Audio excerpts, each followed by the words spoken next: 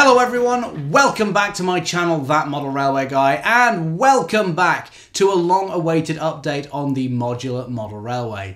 Yes, it's been a while. A lot of you have been asking what's happening with it, and honestly, it's been nearly a year since I did any work on the layout, but I'm excited to get going again and hopefully finish it fairly soon. And there's a good reason for that, because the layout is actually booked in to attend an exhibition in a few months' time. Yeah, scary. As you know, last year I took Govard Tin, my little 009 layout, to the Spa Valley Railway's 2022 Model Railway Weekend. Well, this year I'm going all out and we're taking the full Modular Model Railway to the 2023 exhibition at the Railway, which I'm really excited for. But it does now mean that I have to get the layout finished. There's nothing quite like a ticking clock to really focus your mind, is there? Now, before I jump in and get to work on the layout, I'm excited to say that today's video is sponsored by both D-Rails and L-Cut Creative. It's great to have both these model railway companies supporting the new series, and I'll be talking about both of them later on in the video. Before I get stuck in with more modelling though, I do just want to recap the plan I have for the layout. Like I said, it's been a while, so let's refresh our memories. Some of you may be newer viewers as well, and there's also been a little bit of a change of plan behind the scenes. So far I've built 9 modules for this layout that are all interchangeable, so the layout can be set up in a variety of configurations. Initially, I started off with the 2 modules that became the fiddle yard, and then quickly moved on to making the first 2 corner modules, which was a great start to my circuit. These were covered in some basic scenery fairly early on, as was the buffer stop board I added shortly afterwards. The next 2 modules to be built were the yard module and the station module, which is really going to be the focus of the layout, so this area needs to look good. I then completed the circuit by adding 2 new corner modules, which were made to an improved curved design rather than the big square modules at the other end. One of these modules features a tunnel, which I showed the construction of, and the scenery is pretty much done on this section too. In the upcoming set of videos though, we're really going to focus on the 2 station modules, as these need the most work. I'll be doing the scenics for the yard first, followed by the sidings opposite, and then when this module is complete, I'll move on to the scenics for the station itself. Now, once all the scenery is done on these 2 modules, the plan for the future is to build 2 brand new modules which will fit between the curves to extend the run. And when I'm at home, this will allow the layout to run around the edge of the room it's set up in. If I manage to get all that done, I then intend to replace the original 2 curved modules with ones built to the new design. In all honesty, these modules are just too big and awkward really, where the smaller curved ones are much easier to handle. Like I said though, the focus over the next few videos is going to be on giving the 2 central station modules a major scenic upgrade. So let's jump in, shall we? This is the current state of the yard module, and you can see it's got a little bit of detail already. We have the ballast down, hard standing over by the shed, working signals, but that's the extent of the scenery here. I'm going to start by working on the yard area at the back of the module, and this is going to be the dirty, grimy part of my heritage railway where the locomotives are kept. Now at the station end of the module, I'm intending to have a small coal dock on the spur from the shed, so here I've glued 2 pieces of foam board together to create the basic structure. I've also added some embossed plasticard around the front too, which I've dry brushed in grey for some extra texture. This is ready to be glued down in place, so I'll do that using super glue. If you've seen any of my previous layout building series, you'll know I quite like using super glue, purely because I'm impatient and it works so quickly. In addition to this, I've also cut some other sections of foam board which fit around the track work. These aren't as high as the coal dock, but I wanted to bring the floor level up to meet the rail height in this area. That's because I really want the yard to have a compacted cinder and ash surface, which you see on a lot of heritage railways. With those 2 pieces also glued down, you can see I've cut a couple of notches into the foam board around the point tie bars.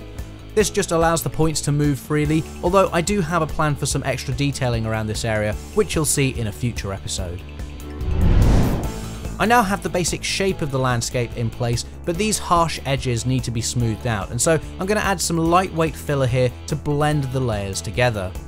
This filler is actually really nice to use, and it's really light too, so it hardly adds any weight to the board, which is great for a portable layout like this. There's a link to it in the description, as is the case for everything I'm using today, so you can check things out for yourself if you want to.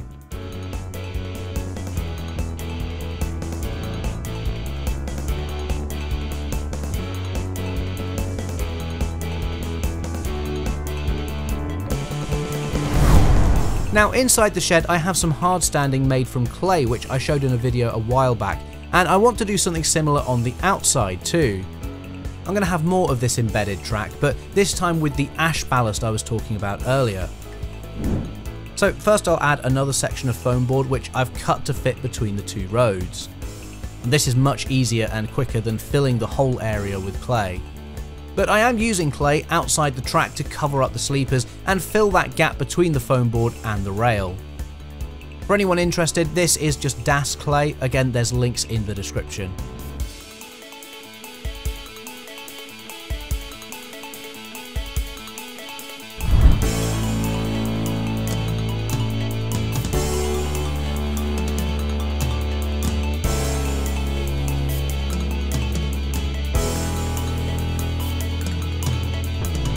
The area between the rails is then also filled with clay in the same way.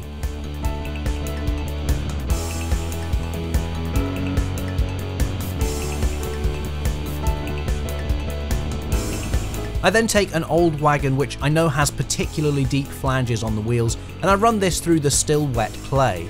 This cuts a nice clean groove on the inside of each rail, which will stop the locos from riding up onto the hard standing.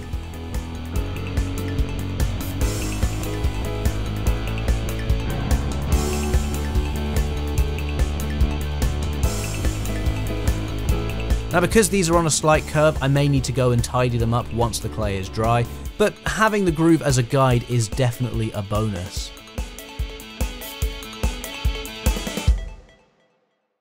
So while I wait for the clay to dry, I just want to thank our first sponsor today, which is D-Rails. Now if you've been watching the channel for a while, you'll know that they've been a long time supporter of my videos, and it's great to have them back on board for another series. If you're not already aware, well, D-Rails is a fantastic retailer that sells basically everything you need for your model railway. Whether you're just starting out and need the basics like track and fish plates and ballast, or if your layout is already complete and you just want a new loco to run, well, D-Rails have got it all. I've said it plenty of times in the past, they're a model shop that I personally use all the time, and they also give you free delivery on any orders over £20 too, so often I'll find myself ordering from D-Rails specifically because I know I can save that extra £5 on postage, and I think it shows that they really do care about their customers. You can check out D-Rails on their website drails.co.uk, or you can click the links down in the description to head over there now and see what they have in stock. Thanks again to D-Rails for sponsoring this series. Like I said, it's great to have them on board again. And now let's head back to the layout while I start work on the scenics. The basic landform for the yard is now in place, so I can start to think about scenery. Before I do, you may notice as well that I've added a bit of extra clay between the 2 points just to continue that inset track. In this case, it only comes up to the sleeper height, which I think is a nice variation. Additionally, the filler I put down earlier has now set, so I can just lightly sand this and that'll remove any harsh bumps that I don't want on the surface.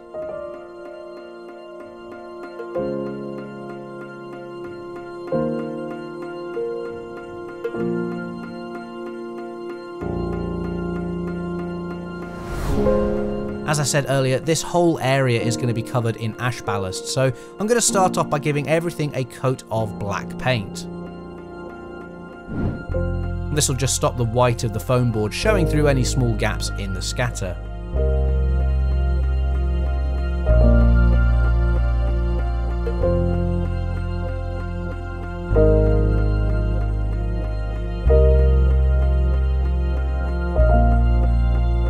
Initially, I start off with a large brush just to cover the larger open sections. Closer to the track though, I do prefer to use a smaller brush.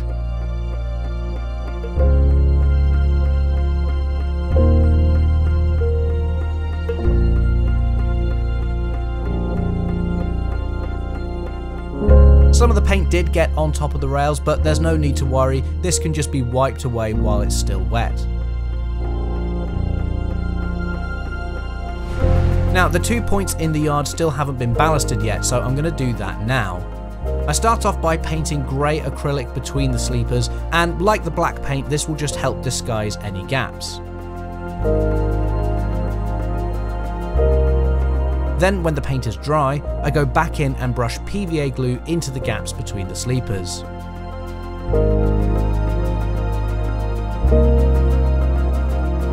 Ballast can then be sprinkled over the top, and everything that falls into the sleeper gaps will stick to that glue.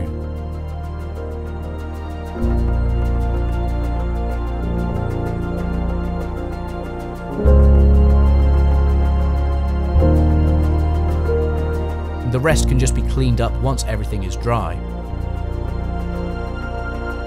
And then the same process is repeated on the second point.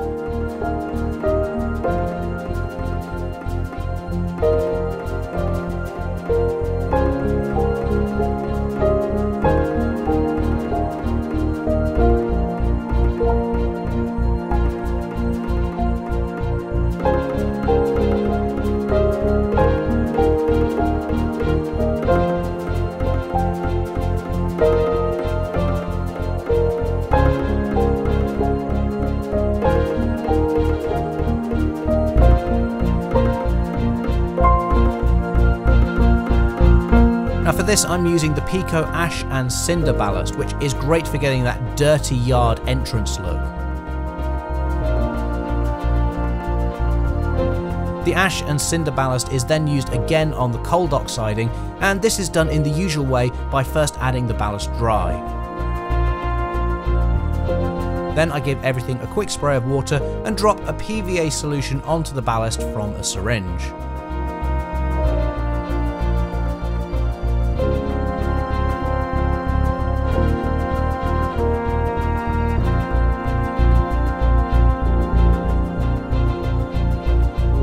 I also used this same technique for the small area beside the points that I also filled with ash ballast too. And I did decide to drop some glue over the points as well, which is fine to do as long as you don't go near the blades. With the points and coal dock siding ballasted, it's time to add a proper surface to the rest of the yard. For this, I initially brush PVA glue over the entire area.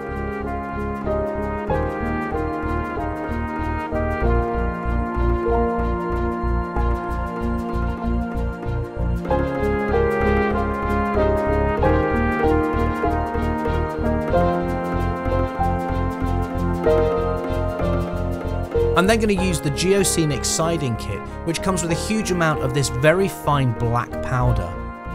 Now, Geoscenics haven't sponsored this video, but they did very kindly send me this kit to use on the layout, which I'm very grateful for. With the powder roughly covering the whole area, I just brush it around to cover all the gaps where any glue is showing. And once this dries, I should have a really nice surface that looks like the compacted ash ballast you see in yards.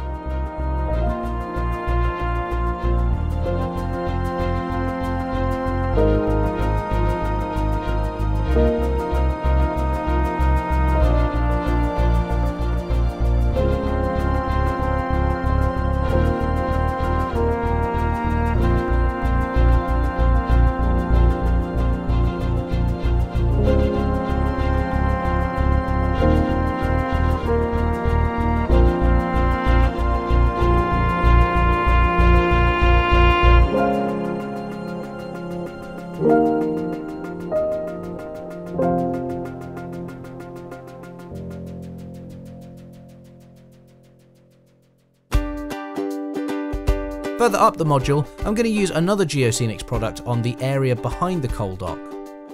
Again, I'll start off by putting down a base layer of PVA glue. Then over the top I add the Geoscenics road powder from their pothole road kit. Now, I say this every time I use a Geoscenics product, but they are really generous with the amounts they give you in each kit.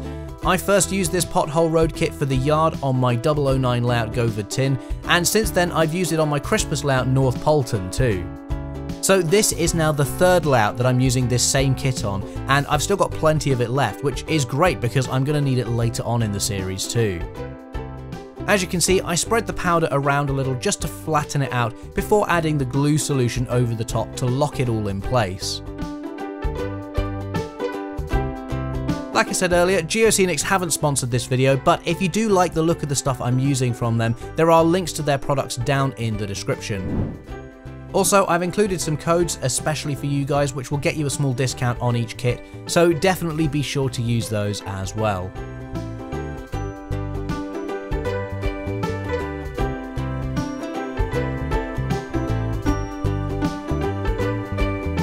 Additionally, I also used some of the pothole powder for this alleyway down the side of the shed. It's unlikely anyone will ever look down here as it's about 1 centimetre wide and sits between the rear of the shed and eventually the back seam. But I didn't want to leave this blank, so it was a quick way to add some detail just in case anyone catches a glimpse from a side-on view.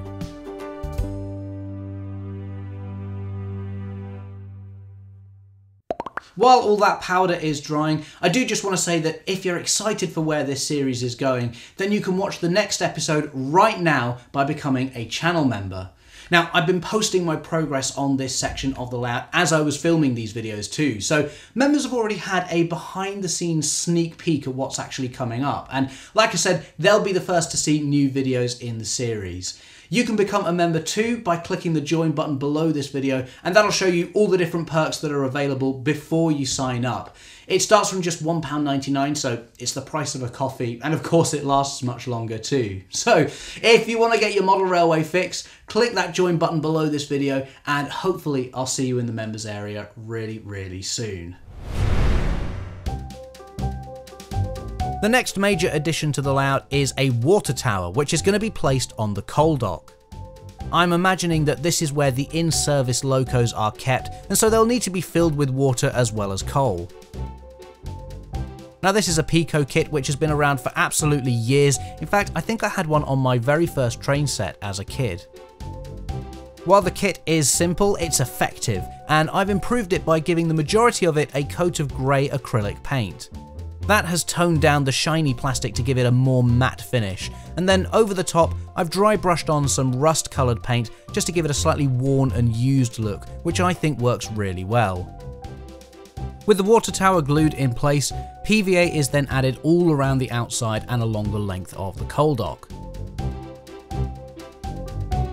That is so that more of the cinder powder can then be added to this area.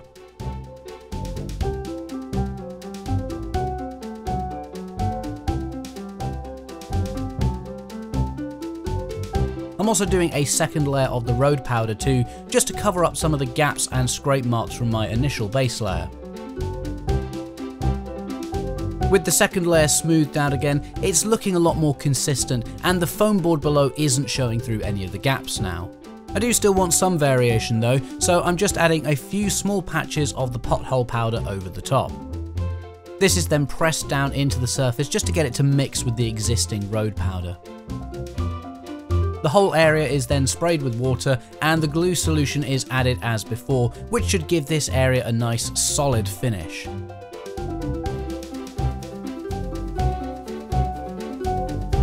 The powder in the alleyway is now dry too, so I can remove the masking tape from the edge of the baseboard.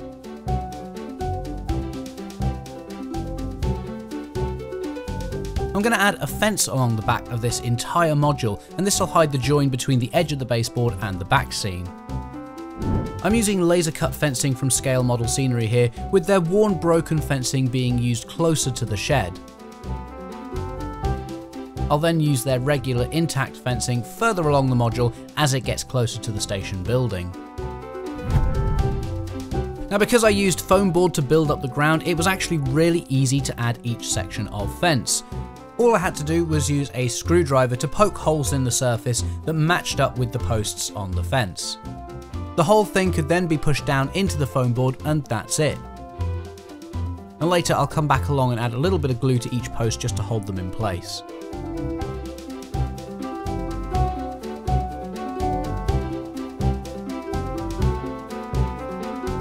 Gradually I worked my way along the back of the layout and up onto the coal dock. You can see up here I'm using the standard fencing, which is in much better condition rather than the more tattered stuff down by the sheds. And this is a really nice way to add a boundary to the railway side so it doesn't just stretch on forever.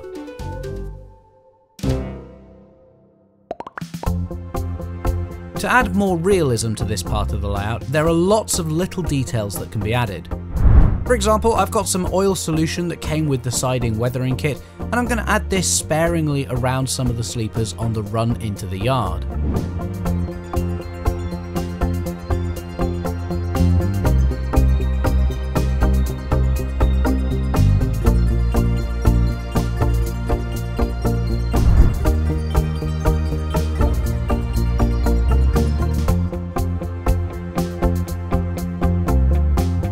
The cinder surface also looks a bit too uniform as well.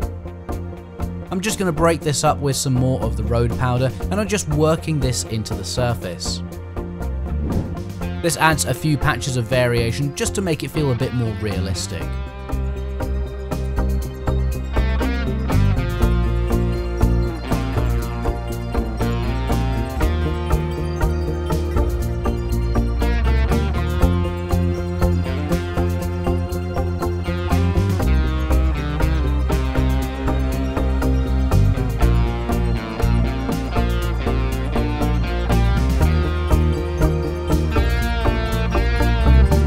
All this is then quickly sealed with a coat of glue.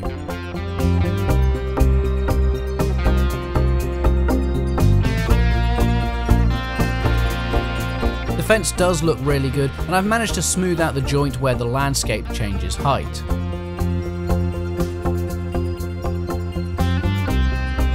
I now want to add some extra detail to this too, so I'm putting down a layer of PVA glue along the bottom of the fence. This glue will also help the fence stay in place.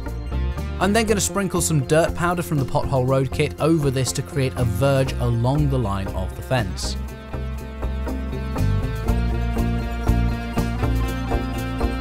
The excess powder can be brushed along the length too, and then I just wait for the glue to dry. Afterwards, any remaining excess sitting on top can be hoovered up, and this gives me a nice thin base layer.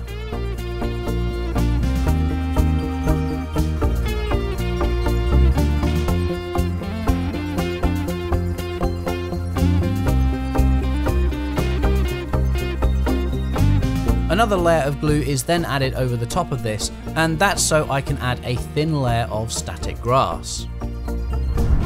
For this, I'm just doing a single layer of 4mm spring grass from WWS. By not putting a shorter base layer down first, this will make the grass more thin and patchy, giving the impression that these are more like weeds growing along the fence.